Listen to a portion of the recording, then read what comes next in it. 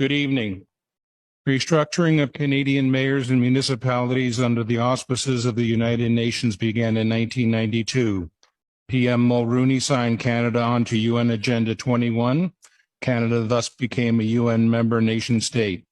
178 countries signed on, lured by the promise of big money to go green.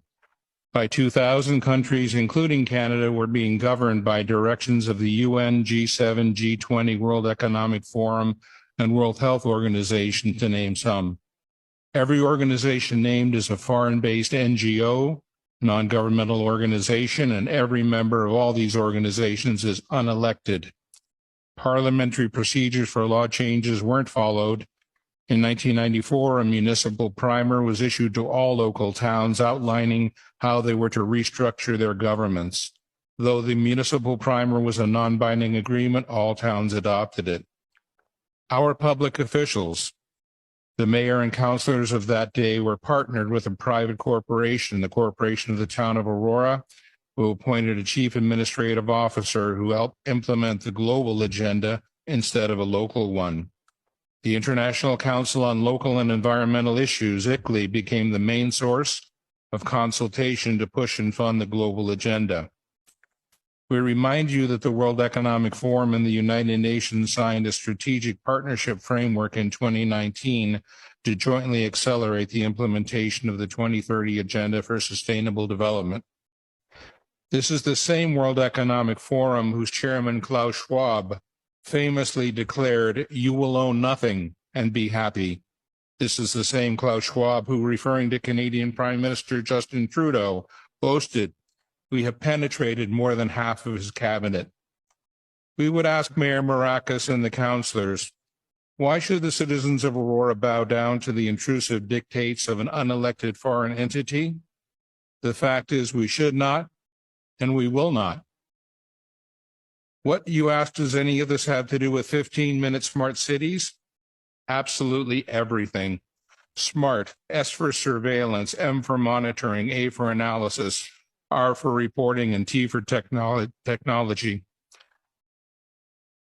Technology news editor Patrick Wood, 50 years of experience and expertise on technocracy, wrote, "The 15-minute city is a cover for data collection bonanza for technocrats who design and operate them. Cities designed for maximum efficiency always reveal technocrat thinking that efficiency itself is the goal. Maximum surveillance allows for maximum control to achieve even more efficiency." At its very root, this mechanistic thinking is anti-human. The 15-minute city narrative seeks to fool you in the guise of saving the planet, keeping you safe, and delivering convenience. It's actually the gateway to digital IDs and CBDC, central bank digital currencies.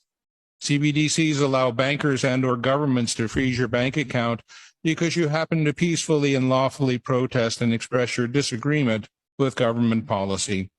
Anyone remember the truckers' convoy in Ottawa, February 22, when the government of Canada invoked the Emergencies Act and froze the private bank accounts of law-abiding citizens? 15-minute cities are wolves in sheep's clothing. Don't believe the countless stories spewing forth from the 24/7 bases from the elitist captured mainstream media, all claiming to have your best interests at heart. We have been burned too many times. In reality, 24/7 surveillance through the Internet of Things inside your home, 5G and LED street lights outside, monitoring and tracking and recording everything. Implementation of exclusion zones and geofencing to restrict movement and travel. Ability to control behaviors through military-directed energy technologies. Property and car ownership to be outlawed. Evictions from farms and rural areas to gather people into cities. Digital passports being promulgated by the UN, World Economic Forum, and the World Health Organization are in the final stages of planning and implementation. They are tied to social credit score, which is determined by compliance to government directives. These passports control all access and all aspects of life. Digital currency is being implemented to end cash and monitor all your spending. Your digital currency will be turned off or on depending on your compliance score. UBI, Universal Basic Income, is a state-controlled allowance forcing compliance by restricting access to food, money, services, and education. All of the above will enable climate lockdowns to be implemented easily, arbitrarily, and indefinitely. The real agenda of 15-minute smart cities is to monitor and control everyone and everything.